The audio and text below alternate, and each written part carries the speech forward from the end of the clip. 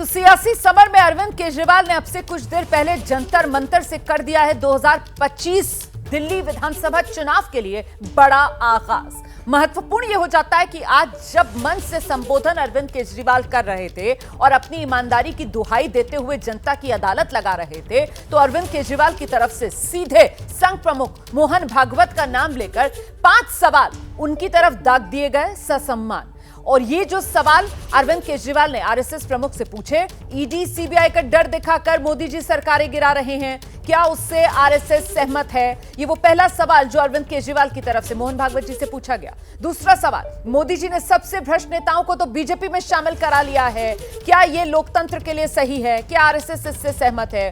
आगे अरविंद केजरीवाल जब बढ़े तो उन्होंने जेपी नड्डा के साक्षात्कार में दिए एक बयान का जिक्र करते हुए सवाल पूछा कि वो जो जेपी नड्डा ने कह दिया था कि अब बीजेपी को आरएसएस की जरूरत नहीं, क्या आरएसएस मोहन भागवत को, आरएसएस के हर स्वयंसेवक को इस बयान से जेपी नड्डा के दुख हुआ या नहीं हुआ? चौथा सवाल जो अरविंद केजरीवाल की तरफ से पूछा गया वो ये कि 75 साल वाला रिटायरमेंट का नियम जो आडवाणी जी पर लागू हुआ था वो मोदी जी पर लागू क्यों नहीं होगा? ये सवाल मोहन भागवत जी के सामने अरविंद केजरीवाल की तरफ से रखा गया। और साथ ही उन्होंने कहा कि आरएसएस की कोख से बीजेपी पैदा हुई है, आज की बीजेपी पथभ्रष्ट, उसे रोकने के लिए आरएसएस की तरफ से क्या कदम उठाए जा रहे हैं? तो ये 5 सवाल जिनके जरिए अरविंद केजरीवाल ने आज जनता की अदालत से हुंकार भरी। सम्मान के साथ मोहन भागवत जी से 5 प्रश्न पूछना चाहता हूं।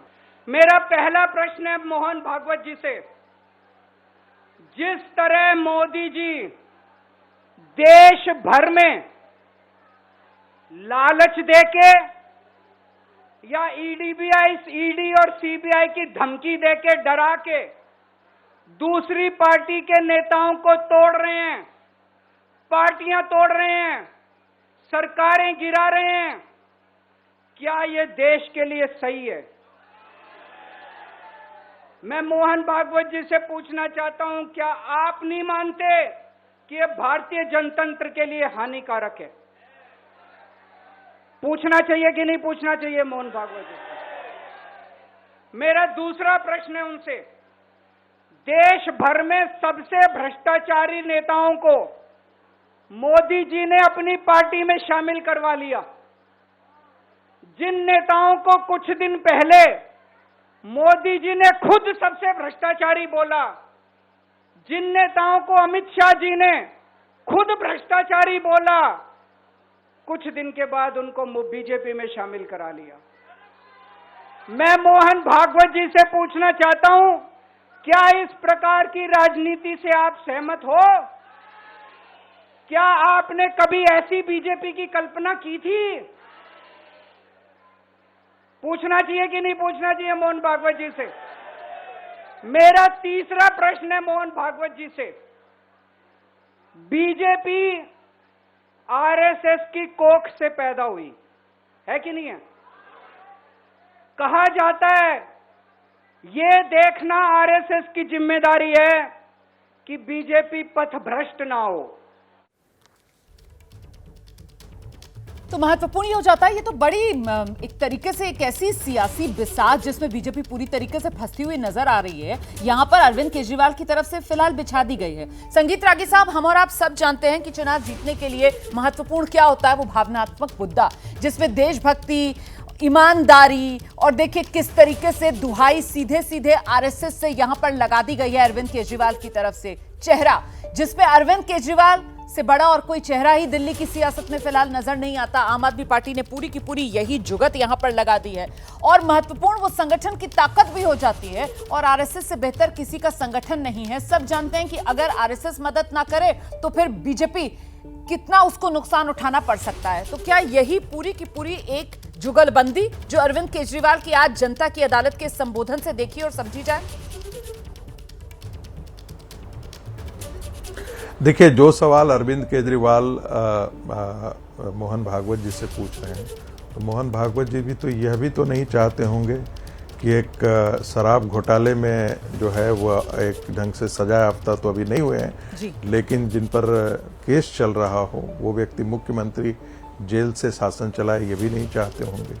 उनकी दृष्टि में हम जानते हैं बहुत सारे आम आदमी पार्टी के दिन में रामनिवास गोयल जी ही जो है वो जो विधानसभा अध्यक्ष हुआ उनके पृष्ठभूमि भी राष्ट्रीय स्वयंसेवक संघ की पृष्ठभूमि है जी। राष्ट्रीय स्वयंसेवक संघ शुरू से ही भारतीय राजनीति में सूचिता का समर्थक रहा है, वो चाहे वो किसी भी पार्टी के लिए, वो यही उसकी उम्मीद है।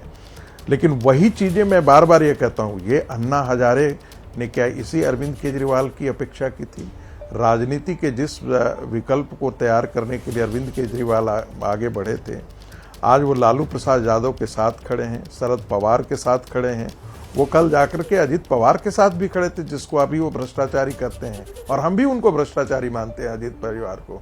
हम भी ये मानते हैं कि पवार वगैरह जैसे लोग जो है वो भारतीय जनता पार्टी के साथ नहीं होने चाहिए थे। लेकिन क्या इन्हीं सोनिया गांधी के जिनके खिलाफ कहते थे इनको ईडी अरेस्ट कर लेना चाहिए, सीबीआई क्यों नहीं अरेस्ट करती है? राहुल गांधी को क्यों नहीं भारत रत्न छीन लिया जाना चाहिए? राजीव गांधी के साथ, उसी पार्टी के साथ आप सत्ता के लिए जो है वो गठबंधन कर लेते हैं। तो ये जो नैतिकता के जितने सवाल अरविंद केजरीवाल आज करते हैं, एक बार वो अपने पर लागू करते। दूसरी बात, एक बात बहुत गंभीर आपके दर्शकों के लिए बोलना चाहता हूँ, उनको जो बेल, कोई भी जो बेल होता है वो मेरिट पर, केस के मेरिट पर नहीं दिया जाता है। बेल के लिए कभी भी नहीं कहा जाता है कि वो मेरिट पर दिया जाता है। बेल जो है और हाईकोर्ट के जो ऑब्जर्वेशन थे, ऑब्जर्वेशन नहीं थे, राइटिंग थे, जजमेंट का हिस्सा था, जिसमें एक ढंग से इनको लिटरली इंडिक्ट कर दिया था हाईकोर्ट ने। तो अभी ये मामला कोर्ट में है और अरविंद केजरीवाल दर्शकों अपने संबोधन में क्या कर रहे हैं, हमको निर्दोष साबित किया इसीलिए हमको बेल दे दिया गया है। ये अजीब बात है, इतना झूठ कोई आदमी सरेआम पब्लिक मंच से बोले, ये अच्छी बात नहीं है। एक बात और मैं जिक्र कर देना चाहता हूं, अरविंद केजरीवाल देखिए क्या करना चाहते हैं। अरविंद केजरीवाल जो राष्ट्रीय स्वयंसेवक संघ और भारतीय जनता पार्टी के बीच में जो एक तनावपूर्ण रिश्ते के बारे में जो खबरें आई हैं, उसको वो दोहन करना चाहते हैं। उनको लगता है कि स्वयंसेवक जो बात आप कह रहे हैं ना सर, मैं उसी पर आना चाह रही थी। दिबांग जी के पास मैं चल रही हूँ इसी सवाल को लेकर कि ये जो पिछले दिनों एक तनाव की खबरें सामने निकल कर आ रही हैं, वो जो फॉल्ट लाइंस जो शायद कहीं दबी हुई हैं बीजेपी और आरएसएस के बीच, ये उसी को कुरेदने की एक कोशिश अरविंद केजरीवाल के जरिए, और साफ तौर पर ये कहते हुए कि मोदी जी ने, अरविंद केजरीवाल मतलब मेरे खिलाफ, वो कहते हैं कि मोदी जी ने मेरे खिलाफ ये गंदा षड्यंत्र रचा। क्या आरएसएस इससे सहमत है? वो सीधे सीधे शुचिता, नैतिकता जिसकी दुहाई आरएसएस की तरफ से दी जाती है, उसी की दुहाई देते हुए यहां पर फैसला आरएसएस से करवाना चाह रहे हैं, फॉल्ट लाइंस को एक्सप्लोर करने का काम कर रहे हैं। देखिए रुमाना, मुझे लगता है कि जो केजरीवाल ने सवाल उठाए हैं उसमें जो पहले जो 2 सवाल हैं वो एक तरीके से देश में जिस तरह से लोकतंत्र चल रहा है उस पर हैं। संगीत रागी खुद कह रहे हैं कि हाँ ये सवाल है, गंभीर सवाल है, यानी आप भ्रष्ट लोगों को शामिल करें। सवाल है कि किस तरह से आप दबाव डालें उन पर, पार्टियों को तोड़ें। क्या ये लोकतंत्र में होना चाहिए? कतई नहीं होना चाहिए। क्या इस तरह से ये हो रहा है? हाँ ये हो रहा है और इसकी आलोचना होनी चाहिए। और जब ये चुनाव हुए थे तब भी मैंने बीजेपी के बड़े से बड़े नेताओं से अपने इंटरव्यूज़ में सवाल पूछे थे, उनसे जवाब देते बनता नहीं था कि इतने भ्रष्ट लोगों को हमने शामिल कर लिया तो हमारे में और बाकी भ्रष्ट पार्टियों में अंतर क्या रह गया। ये एक ऐसा सवाल है जो उनको सालता था अंदर से कहीं ना कहीं, और जिसका उनके पास सीधा जवाब नहीं था। बाकी जो उनके 3 उन्होंने जो सवाल पूछे हैं वो बेसिकली बीजेपी और आरएसएस के रिश्तों के बारे में है। जिस तरह से पार्टी के अध्यक्ष, बीजेपी के अध्यक्ष जेपी नड्डा ने सवाल किया और कहा कि हमें अब आरएसएस की ज़रूरत नहीं है, वो एक बहुत बड़ा सवाल है, वो एक बहुत बड़ा बयान है जिसके बारे में अभी भी बीजेपी के नेता न सीधे जवाब दे पाते हैं, न आरएसएस के लोग इस पर जवाब दे पाते हैं, और इस पर बहुत ज़्यादा चिंता है, इस पर बहुत ज़्यादा एक तरीके से नाराज़गी है आरएसएस में। और अगर आप देखें मोहन भागवत के बयान दर बयान जो आ रहे हैं वो एक साफ दिखाते हैं कि वो अपनी कॉन्स्टिट्यूएंसी, मतलब वो आरएसएस के कार्यकर्ताओं को, आरएसएस के लोगों को एक तरीके से एड्रेस करते हैं और बताते हैं कि हम आपके साथ हैं। एक तरीके से उनको भरोसा देते हुए वो बयान है जो प्रधानमंत्री मोदी और जिस तरह की बातें उन्होंने कही उसकी आलोचना करते हैं। तो ये एक समझने वाली बात है कि उसको आपने पूछा क्या वो उसको कुरेद रहे हैं? बिल्कुल इतनी बड़ी फांक बनी हुई है कि कोई भी राजनीतिक दल उसको कुरेदेगा, उसको और चौड़ा करना चाहेगा, उसमें और सवाल उठाएगा। वो सवाल उठा रहे हैं। जब वो ये सवाल उठाते हैं तो आप देखिए उसका असर क्या होता है। एक बड़ा असर उसका ये है कि जिस तरीके से अरविंद केजरीवाल की ऊपर आरोप लगे, वो उन आरोपों का भी जवाब देते हुए नजर आते हैं। उन आरोपों को ये बताते हुए नजर आते हैं कि आपने मुझ पर आरोप लगाए, पर आपके ऊपर भी ये सब बातें हैं जिनका आप जवाब दीजिए। आप दो तरीके हैं, आप अगर भ्रष्ट हैं, अगर भ्रष्टाचार कर आप पर आरोप लगते हैं तो आप विरोधी को भी उतने ही या उससे ज़्यादा भ्रष्ट दिखाइए। और ये बात उन्होंने इस बात के साथ उन्होंने जोड़ा किस तरीके से उनके संबंध आरएसएस से हैं। आप देखिए, अभी भी आपके पैनल पे बीजेपी और आरएसएस के नेता मौजूद हैं। एपीपी न्यूज़ की ये एक अच्छी बात है कि उनको पूरा मौका है, पर आप सीधे सवाल पूछिए तो उनसे जवाब देते हुए नहीं बनेगा। और इसकी वजह यही है जो मैंने बताई। बिल्कुल। आरपी सिंह साहब, देखिए, जिस बात का जिक्र यहाँ पर सभी पैनलिस्ट कर रहे हैं कि राजनीति में शुचिता, उसका जिक्र अगर मुद्दा बनेगा तो अरविंद केजरीवाल की तरफ से साफ कह दिया गया है कि साहब पैमाने अलग नहीं हो सकते हैं। मतलब अरविंद केजरीवाल के लिए अलग पैमाना हो और बीजेपी और मोदी सरकार के लिए अलग पैमाना हो। बीजेपी जिनको भ्रष्टाचारी कहे, बीजेपी जिनको कहे कि साहब ये जो है इन्होंने देश को लूट लिया, खा गए ये देश का पैसा, उन्हें आप अपने साथ मिला लो। जिसमें लंबी फहरिस्त है। एक अजीत पवार का जिक्र तो यहाँ पर संगीत रागी साहब ने कर दिया। उसके अलावा महाराष्ट्र में ही आप देख लो, अशोक चव्हाण, बीजेपी ने उनको राज्यसभा में भेजा, सांसद बनाया। अभी यहाँ पर वो नवीन जिंदल जिनको लेकर लगातार आरोप लगते थे, वो बीजेपी के टिकट पर सांसद बन गए। मतलब इतनी लंबी फहरिस्त है। हेमंत बिस्व शर्मा से लेकर किन के मैं नाम गिनाऊं।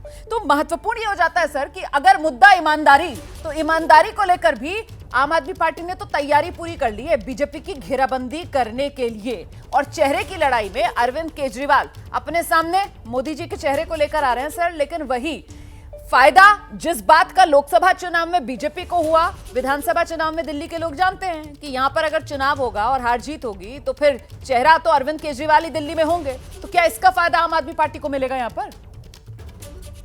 प्रभाना, आपकी प्रश्नों की लिस्ट लंबी है और दबांग ने भी कुछ प्रश्न साथ में खड़े कर दिए हैं और मैं आपके हर प्रश्न का उत्तर दूंगा। मैं किसी प्रश्न से भागने वाला नहीं, परंतु एक बात मैं जो आज भ्रष्टाचार की बात कर रहे हैं और भ्रष्टाचार के पर क्वेश्चन मार्क लगा रहे हैं, मैं सुप्रीम कोर्ट का जो अभी कोर्ट का ऑर्डर है उसमें से एक लाइन पढ़कर देना चाहता हूँ ताकि स्पष्ट हो जाएगा कि क्या मामला है। ये पेज नंबर 13 पैरा नंबर 19 आखिरी सेकंड लाइन है। उसमें लिखा है there are reasonable suspicion of involvement in this commission. ये केजरीवाल के बारे में केजरीवाल के बारे में लिखा है कि कई सारे कारण है जिसके कारण से उन पर शक बनता है और ठीक शक बनता है। ये कोर्ट की टिप्पणी, मेरी टिप्पणी कोर्ट का ऑर्डर में, I am reading from the court order. तो इनको तो भ्रष्टाचार के बारे में बोलना ही नहीं चाहिए क्योंकि इनका कोई मामला ही नहीं है भ्रष्टाचार के मामले में। जितना ये लगता है कोई है नहीं। और जरा एक बार ये आरएसएस और बीजेपी के बारे में जो रिलेशनशिप उस पर प्रश्न उठा रहे हैं, जरा अन्ना हजारे जी ने क्या क्या, मैं उस समय वीडियो ढूंढ रहा था, थोड़ा नेट की प्रॉब्लम है, अन्ना हजारे जी ने क्या क्या कहा अरविंद केजरीवाल को लेकर और उनके शराब की नीति को लेकर। ये कहा था कि हमने तो शराब के विरोध में, अन्ना हजारे का बयान है कि हम तो शराब के विरोध में थे और ये शराब बांटने चला गया, ये शराब के लाइसेंस ठेके देने के। ये अन्ना हजारे के मैं अभी आपको भेज दूंगा, हो सके तो चलाइएगा जरूर। परंतु जो मूल बात है, ये राष्ट्रवाद की बात कर रहे हैं कि हम तो राष्ट्रवादी हैं, तो कोई शक नहीं, परंतु ये राष्ट्रवाद की बात करते हैं। कौन कर रहे हैं राष्ट्रवाद की बात? जो सर्जिकल स्ट्राइक पर प्रश्न उठाते हैं वो राष्ट्रवाद की बात करते हैं।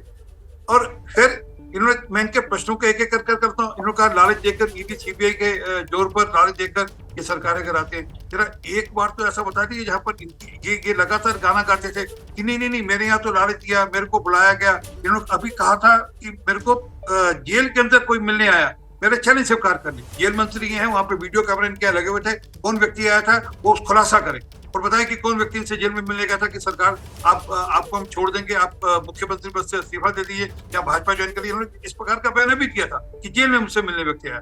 तो इस क्या कि झूठ का प्रपंच रचने में माहिर है। इन्होंने कहा भ्रष्टाचारी नेता के बारे में बोला गया। इन्होंने मेरा चैलेंज है रोमाना, आपने अभी हेमंत बिस्वा शर्मा का नाम दिया, मैं आपको एक रिक्वेस्ट कर आज आपके चैनल पे ओपनली कह रहा हूँ, आप कृपा कर अभिषेक मनु सिंघवी या और जो अच्छा आपको वकील लगता हूँ, मैं अपने पक्ष का नहीं तो दूसरे पक्ष का वकील लगता हूँ, उसको आप हायर कर लीजिए। उसकी सारी फीस मैं दूंगा, सारी फीस। आरपी सिंह सबके सामने कह रहे हैं, अगर वो मुकदमा आप जीत जाए तो फीस मेरी जिम्मे, ना जीते तो डबल फीस करा दीजिएगा। क्या कि कहना आसान है, कोर्ट के वो जो मामले हैं अलग टाइप के, उनमें एक भी मामला ऐसा हो जिसमें हो तो please pursue the cases and I will bear the fees, but issue वो नहीं है, इशू है कि इन्होंने फिर कहा कि लेकिन शिक्षा मॉडल का दुहाई दे रहे आरपी सिंह थे। सर, आप जो बीजेपी के नेताओं के ऊपर केस हैं, आप उसको कह रहे हैं वो अलग तरीके के केस हैं। अरविंद केजरीवाल जो उन पर केस लगा वो उसके लिए कह रहे हैं, वो कह रहे हैं कि साहब ऐसे कानून के तहत मुझ पर तो इन्होंने मामला दर्ज करवाया जिसमें तो बेल मिलना ही बेहद कठिन है। और ये तो सर इसमें तो कोई गलत बात है नहीं, यहाँ पर हम सब जानते हैं पीएमएलए और कितना मुश्किल हो जाता है उसके अंदर बेल मिलना, तो वो इसी को अपनी जीत बना रहे हैं कि पीएमएलए के अंदर अगर मुझे बेल मिल गई। और सर महत्वपूर्ण ये हो जाता है कि वो ये कह रहे हैं कि साहब ये तो जबरदस्ती मुझे फंसाने का काम किया, और क्योंकि ये मामला जल्दी निपटने वाला नहीं था, अगर 6, 8, 10, 12 साल तक ये मामला लंबा खिंचता तो फिर मुझे सलाह ये दी गई कि कोर्ट की अदालत से आप इंसाफ मिलने का इंतजार, बरी होने का अगर इंतजार करेंगे तो उसमें समय लग जाएगा, इसीलिए जनता की अदालत में आइए। इसीलिए वो कह रहे हैं कि मैंने अपनी रणनीति में ये बदलाव किया है, इसलिए मैं जनता की अदालत में आया हूं। आरपी सिंह जी। जी, परंतु मैंने अभी आपको कोर्ट का ऑर्डर पढ़कर सुना जिसमें कोर्ट, और मैं इससे पिछले ऑर्डर की बात नहीं, तो लेटेस्ट ऑर्डर था, इससे पिछले ऑर्डर तो बहुत कुछ है जिसमें बड़ी स्पष्टता से कहा गया 338 करोड़ का मामला, वही कई सारी चीजें, परंतु जो और उसमें कहा कि कोर्ट ने अपने ऑब्जर्वेशन में कहा कि 338 करोड़ का मामला सिसोदिया साहब का मामला, तो और सिसोदिया और केजरीवाल को अलग अलग नहीं है। परंतु जो मूल बात है कि क्या आपको लगता है कि दिल्ली की जनता काट की हांडी एक बार, दो बार चलने पर तीसरी बार चलने देगी? लोगों को पता नहीं कि शराब को घोटाला कैसे हुआ।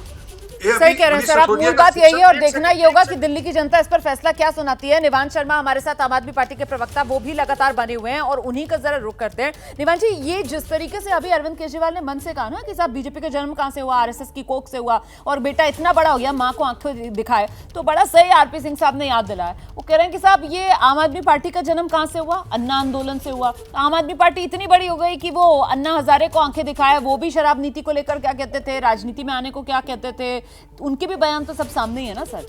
मतलब आप करें वो सही है और बीजेपी करे वो गलत है। पिछले 10 साल में ये तो प्रूफ हो गया है कि दुनिया की सबसे झूठी पार्टी अगर कोई है वो बीजेपी है। ये एजेंसीज का नाम लेके झूठ बोलते हैं, ये जनता को गुमराह करने के लिए झूठ बोलते हैं, अब तो ये कोर्ट का नाम लेके भी झूठ बोलते हैं। इन्होंने कोर्ट की जजमेंट तो पढ़ ली, लेकिन ये नहीं ये बता पाए कि उसी कोर्ट की जजमेंट में ये भी कहा गया है कि जो एजेंसीज है उनको केज पैरेट की तरह काम नहीं करना चाहिए।